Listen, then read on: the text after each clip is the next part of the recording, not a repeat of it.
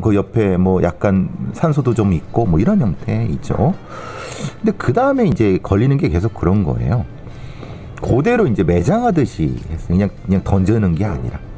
이제 그러면은 요거는 이제 이게 한 명이 아니고 여러 명이겠구나. 그리고 이제 그냥 뭐 이렇게 그 상당히 좀 겁을 먹은 상태에서 했을 수 있겠다 이런 생각 들고 그대로. 그리고 이제 실제로 이제 옷이 입혀져 있었을 거란 말이에요. 네. 근데 시신은 속옷밖에 없어요. 그럼 그 나머지는 어떻게 됐죠? 그러니까 이제 예를 들면 굳이 그것을 옷을 묻을 생각이었으면 굳이 그거를 옷을 벗길 이유가 없잖아요. 네. 이 성범죄도 아니고 이거는 이 납치하고 할 때 옷을 벗겨서 도망 못 가게 했을 가능성이 있다.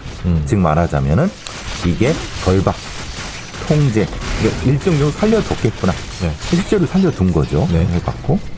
근데 자상이 하나 깊이 박혔다고 하는 것은 결국은 이제 보통 이제 한 번 찌르면은 그렇게 깊이 안 들어가거든요. 네. 그러니까 고문을 하거나 아니면 약간 고통을 주려고 이렇게 했을 수도 있겠구나. 그게 이제 그런 거죠. 근데 죽일 때 굵은 철으로 목을 졸렸다는 건 우리가 보통 액살이 아니라 아마 이건 뒤에서 교살.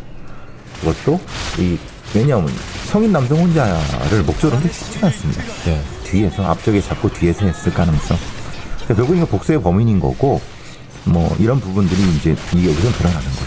복식하고자 허벅지 칼자국은 이제 잡아놓은 다음에 비밀번호를 알아내서 뭐 하는 부분도. 뭐 그런. 네네. 결국은 이제 마지막에 소용이 없어지자 목을 졸라서 살해한 집단적으로 목기까지. 네. 범인 중 최 씨는 체포 후에 자신의 범행 동기에 대해서 하찮은 논두렁 깡패 노릇도 돈 없으면 못한다라는 말을 했다고 하고요. 몇 달 전까지만 해도 시골에서 농사를 지으며 자칭 논두렁 깡패 생활도 했다는 최 씨. 도로교통법 위반이 3번, 폭력 1번의 전과가 있었다고 하고요. 늘 돈 없는 신세를 한탄했다고 합니다. 공범 고 씨는 도로교통법 위반으로 1번 적발된 거 빼면 전과가 없었고 술집과 공사장 전전하면서 어렵게 모은 돈 다단계로 날리게 되자 4개월 전에 상경에서 범행에 가담했다고 합니다. 두 사람을 서울로 불러들인 사람이 이 씨였는데 한때는 지하철 공사장 크레인 보조공으로 3개월 동안 무결근해서 주변에서 일명 노가다 신동이다 라는 불릴 정도로 성실하게 당시 일했다고 하지만 이후 룸살롱 웨이터 생활을 하면서 도박에 손을 댔고 수천만 원을 날리게 되자 친구들을 모아서 범죄를 벌였다. 이런 이야기가 있습니다. 97년 6월입니다. 아시다시피 97년 11월에 IMF가 터집니다. 가장 흥청망청할 때입니다. 한국 사회가 그 이전까지는 경제가 좌절을 경험해 본 적이 없는 97년 봄쯤만 해도 그런 언론 보도가 많았습니다.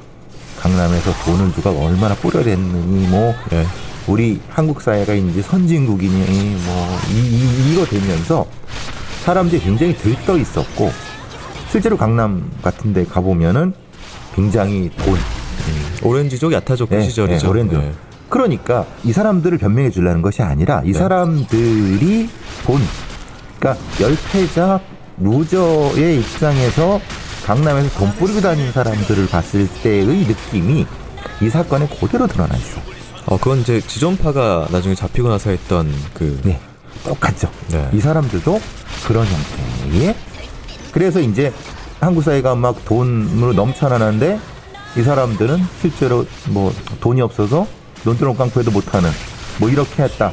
이런 형태의 언론 보도들이 당시에는 꽤 있었습니다. 네. 그러니까 이 시대적 상황을 이해해야지. 네. 그래서 300만 원을 그냥 하룻값 술값으로 탕진하는 이런 것도 마찬가지의 심리로 읽히겠네요. 아마 강남 룸사롱이라고 하는 지금 뭐라고 부르는지 모르겠는데 가장 성행을 했던 때가 이때입니다. 돈이 넘쳐나던 때였거든요. 이제 범인들은 잡혔고요. 과연 피해자에게 어떤 일이 있었던지 범인들이 털어놓은 사건의 전말 듣고 오도록 하겠습니다.